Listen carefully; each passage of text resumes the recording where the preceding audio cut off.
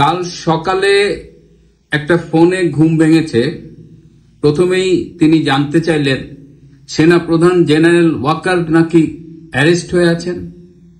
কাল রাতে যখন ঘুমোতে যাব তখনও শেষ ফোনটা ছিল, জানেন ভাই, জেনারেল ওয়াকার তো পুরো অফিসে অবরুদ্ধ, তার এডিসির এক আত্মীয় আমাকে বলেছে। এর মাঝখানে সারা দিনে আমি বেশ কয়েকটি ফোন পেয়েছি, সবার একই জিজ্ঞাসা ছিল সেনাপ্রধান জেনারেল ওয়াকারুজ্জামান কি আটক হয়ে আছেন কিংবা ক্যান্টনমেন্টের ভেতরে অবরুদ্ধ হয়ে আছেন। বাধ্য হয়েই আমি আমার যে সোর্সগুলো আছে তাদের কাছে জিজ্ঞেস করলাম যে ক্যান্টনমেন্টের ভেতরে আসলে জেনারেল ওয়াকারুজ্জামানের বর্তমান অবস্থা কি। মধ্যরাতে টেক্সট মেসেজ করে আমাকে জানানো হলো যে এই পুরো বিষয়টাই গুজব। জেনারেল ওয়াকার নর্মালি আছেন, তিনি তার রেগুলার কাজকর্ম চালিয়ে যাচ্ছেন। তাকে গ্রেপ্তার করা হয়েছে, তাকে অ্যারেস্ট করা হয়েছে, তাকে অবরুদ্ধ করা হয়েছে, তাকে আটক করা হয়েছে। এই সবই আসলে সারাদিন চলমান একটা গুজব। আজকেও কিন্তু এই গুজবটা চলছে, কিন্তু পুরোটাই গুজব যেটা আমি বলেছি। তারপরেও ক্যান্টনমেন্টে কিন্তু একটা টেনশন বিরাজ করছে। যদিও দুদিন আগে দরবার করে জেনারেল ওয়াকার বলেছেন যে এগুলো কিছু না, এগুলো গুজব, কিন্তু আসলে না। ক্যান্টনমেন্টের ভেতরে একটা টেনশন চলছে। বিশেষ করে quarter master general lieutenant general Foyezur রহমানকে ঘিরে একটা উত্তেজনা দেখা দিয়েছে এবং ফয়েজুর রহমান বর্তমানে এক ধরনের মনিটরিং এর আওতায় আছেন, অনেকটা নজরবন্দি অবস্থায় আছেন। তিনি কি করেন, কোথায় যান, কার কার সাথে কথা বলেন, তার কাছে কারা দেখা করতে আসে, এই সব বিষয়গুলো খুব স্ট্রংলি মনিটর করা হচ্ছে।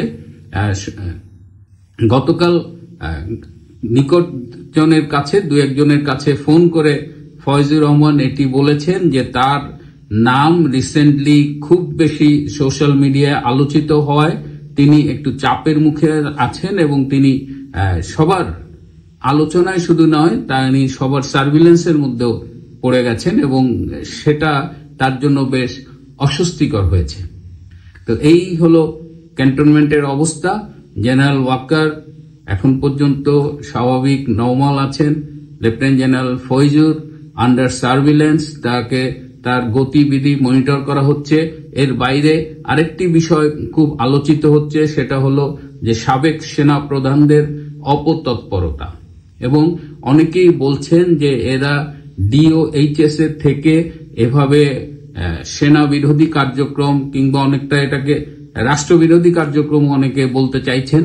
তো ডিওএইচএস এর থেকে প্রাক্তন সামরিক কর্মকর্তার সকল সুবিধা ভোগ করে সেনাবাহিনীর বিরুদ্ধে এই যে কার্যক্রমগুলো চালাচ্ছে, এটি কি আদৌ উচিত কিংবা তাদের কি এগুলো চালাতে দেওয়ার ঠিক হচ্ছে কিনা, তাদের কি এই মুহূর্তে প্রিভেন্ট করা দরকার কিংবা তাদের আইনের আওতায় আনা উচিত কিনা। সাবেক এই সামরিক কর্মকর্তা, তাদের নাম আমি অনেকবারই বলেছি, একজন সাবেক সেনা প্রধান সহ কয়েকজন রয়েছেন যারা এই রাষ্ট্রবিরোধী কিংবা সেনা বিরোধী তৎপরতা চালাচ্ছেন এবং তাদের একটা ঘাঁটি হলো মহাখালীর রাওয়া ক্লাব, যেটা হলো অবসরপ্রাপ্ত সামরিক কর্মকর্তাদের একটা ক্লাব।